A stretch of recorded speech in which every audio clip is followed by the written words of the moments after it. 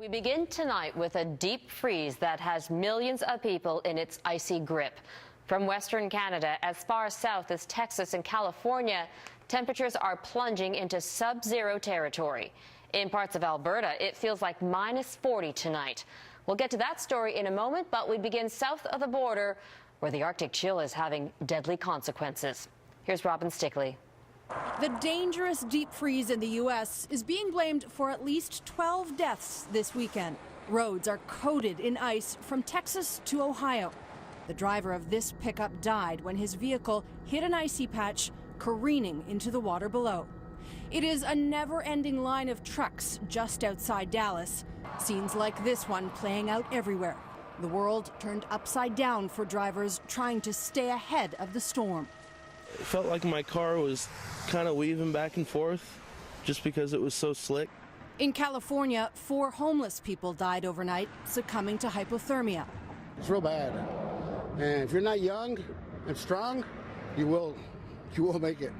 These satellite images show the mass of Arctic air, a blanket of white that's grounded more than 2,000 flights and knocked out power in Texas and Arkansas.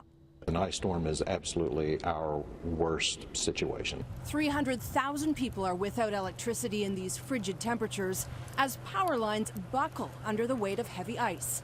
High winds are snapping tree limbs, in this case, crashing through a family's home as they slept. If it had been a few feet over, we would maybe all be at the emergency room right now. From the air, a better look at the damage. The rooftop of this RV storage center and this marina, no match for the record snowfall.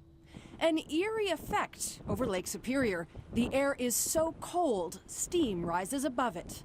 And West Coast crops could be in trouble. Citrus is hanging right next to icicles. The roads are still, even though they're plowed, still ice covered. For many parts of the U.S., this icy snap marks the coldest 10-day period they've seen in 40 years. It's bone-chilling cold out here.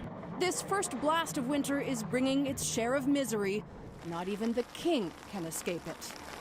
And while most are pushing through it the hard way, some are making the best of winter's early arrival. Forecasters say this is just the beginning. Temperatures will stay below zero through the weekend, but the storm has much more of this in store for the East Coast early next week. Robin Stickley, Global News, Washington.